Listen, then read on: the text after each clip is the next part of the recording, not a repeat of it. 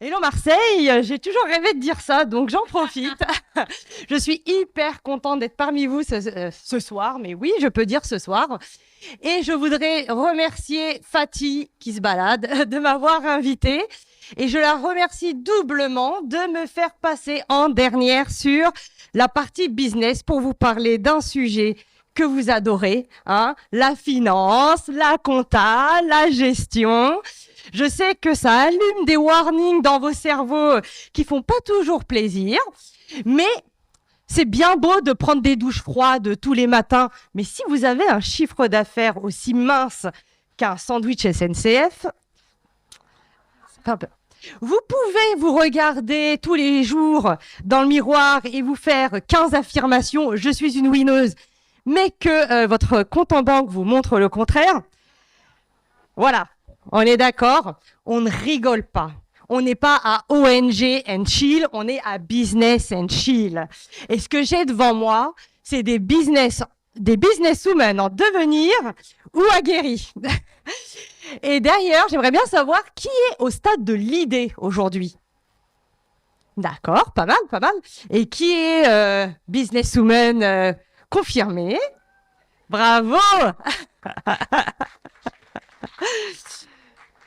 Alors, aujourd'hui, j'ai la charge de vous donner un plan en 4 étapes pour vous aider à cartonner en 2024.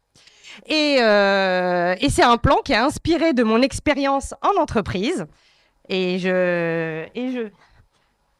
pardon. Qui est inspiré de mon expérience en entreprise. Donc, je vais commencer par me présenter. Je m'appelle Siam. Je suis consultante en gestion d'entreprise depuis mars 2023. Je suis donc entrepreneur comme vous. On est dans le même bateau.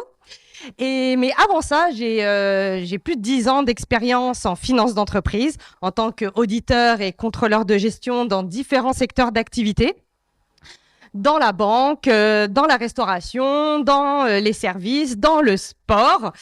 Et en parlant de sport, je suis accessoirement passionnée de course à pied. Je ne sais pas s'il y en a parmi vous qui sont fans de course à pied, n'hésitez pas à venir me parler, j'adore en parler. D'ailleurs, je reviens le 29 octobre pour courir Marseille-Cassis. Et s'il y en a parmi vous, on en parle. Le business est un marathon. C'est pour ça que j'aime faire le parallèle entre le running et le business. Parce que le business est un marathon et je suis sûre que même si certaines d'entre vous n'aiment pas la course à pied, comme il y a une époque, je n'aimais pas la course à pied. Aujourd'hui, je kiffe les chiffres, je kiffe la course à pied. Et aujourd'hui, j'ai à cœur d'aider les entrepreneurs et les porteurs de projets à se réconcilier avec les chiffres pour mieux piloter leur business. Alors, let's go, c'est parti. Je sais que j'ai pas beaucoup de minutes. Je vais parler en mode 1.5. Accrochez-vous, stylo, calepin, c'est parti. Première étape de ce voyage, la vision. Ok? J'ai pas besoin. Non, je vais plus vite que prévu. Merci beaucoup. Première étape, la vision. Je vois beaucoup trop de personnes, se lancer dans l'entrepreneuriat tête baissée. Et malheureusement, à se lancer tête baissée, on se prend souvent des murs. Et je veux vraiment que vous ayez en tête que il faut avoir une vision à moyen terme, à 2, 3, 5, 10 ans de là où je veux être dans le futur. C'est le rêve entrepreneurial. Quand vous avez décidé de vous lancer, vous aviez une idée de ce que vous vouliez, d'une situation idéale. Donc, essayez de vous projeter de la manière la plus fine possible dans votre projet. Quelle est la taille de votre business? Qu'est-ce que vous voulez proposer? Quel client vous voulez aller chercher? Ayez une idée de votre chiffre d'affaires. Voilà, essayez d'étayer ça le plus finement possible et ensuite vous transformez ce rêve en plan.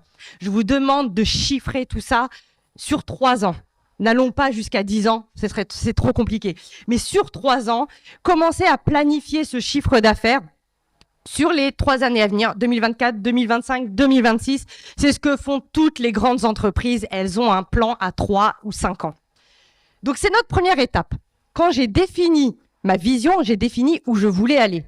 Mais avant d'y aller, je dois savoir d'où je pars. Donc la deuxième étape de notre voyage, c'est l'état des lieux. Donc Cette deuxième étape, on pose le cerveau, on va être 100% factuel. Pour celles qui sont au stade de l'idée, c'est une étape que vous pouvez sauter. Pour celles qui sont en business, qui ont lancé leur business, ça va être le moment de bosser, d'aller rechercher toutes vos factures de vente, vos factures de dépenses. Et vous allez vous créer un tableur.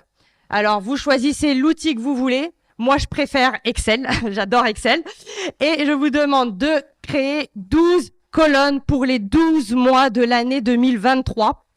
Et vous allez avoir 2 catégories. Un pavé pour vos revenus, un pavé pour vos dépenses. Et vous allez commencer à enregistrer de la manière la plus exhaustive possible tous vos chiffres d'affaires, toutes vos ventes par produit. Et vous allez faire ce même travail pour vos dépenses. Vous allez enregistrer toutes vos dépenses par catégorie. Salaire, s'il y a eu des salaires, les loyers. Je sens que vous êtes perturbés. il y a un petit bruit de fond. Filles, s'il vous plaît, on écoute l'intervenante. Voilà. Du coup, je parlais de vos dépenses. Enregistrez toutes vos dépenses dans ce fichier.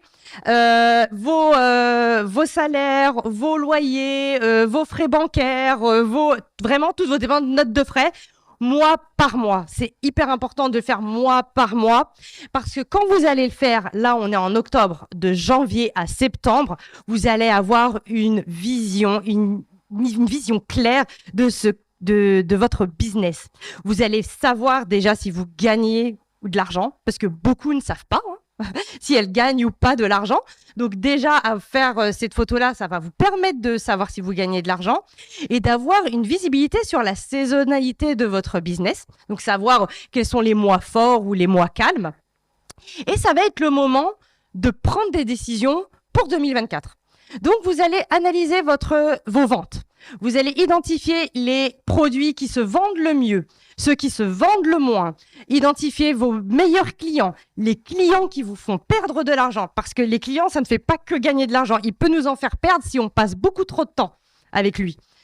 Et vous allez commencer à décider ce que vous voulez continuer sur 2024 et ce que vous voulez arrêter. Déjà, là, ça va vous constituer une bonne base pour commencer à planifier vos objectifs pour 2024. Idem pour vos dépenses. Vous allez regarder toutes vos dépenses et vous allez commencer à challenger l'utilité de chaque ligne. Parce que je vous assure qu'il y a des dépenses qui ne sont pas utiles. Et je fais un gros warning sur les abonnements. Les abonnements ont tendance à se renouveler automatiquement et on s'en rend pas compte. Je vous demande d'avoir un suivi précis de tous vos abonnements, de mettre des alertes avant que ça se renouvelle et de vous reposer la question de est-ce que c'est utile à mon business. Donc, à ce moment-là, vous avez une bonne vision de votre business à fin septembre, de janvier à septembre.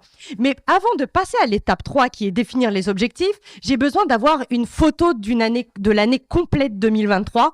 Et là, je vous demande de projeter les 3 derniers mois. Donc, dans vos tableurs, vous avez de janvier à septembre les mois réels et de octobre à décembre, votre projection, le chiffre d'affaires estimé et vos dépenses estimées. Et là, vous avez une photo d'une année complète de votre business. Vous allez pouvoir attaquer la 3e étape qui est le budget. Le budget, c'est la première étape, la première marche du plan qu'on a vu à la première étape. Je vous rappelle, on a fait une vision, on a fait un plan sur 3 ans. Donc là, le budget, c'est la première étape de ce plan. Donc la vision, l'état des lieux, le budget. Donc le budget, c'est le mot financier pour dire définir ses objectifs pour 2024 et définir le plan d'action pour aller chercher ce chiffre d'affaires. Alors, comment je fais? Déjà, comme j'ai fait le gros travail d'état des lieux, je sais quels produits je veux continuer à vendre et je sais avec quels clients je veux continuer de travailler. Donc ça, pareil, dans mon tableur, vous allez projeter les 12 prochains mois sur 2024 et vous allez mettre le chiffre d'affaires sur vos produits existants.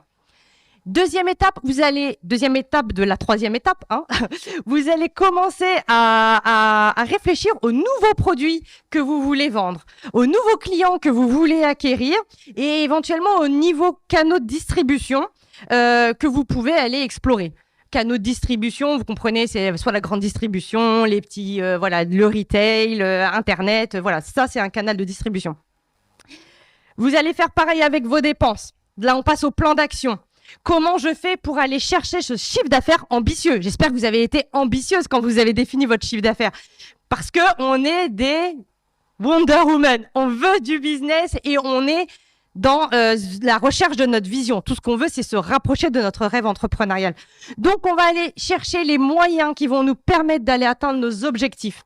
Les moyens, est-ce que j'ai besoin d'embaucher? Est-ce que j'ai besoin de prestataires pour m'aider à aller chercher ce chiffre d'affaires? Est-ce que j'ai besoin d'investir dans des outils? Est-ce que j'ai besoin d'un local?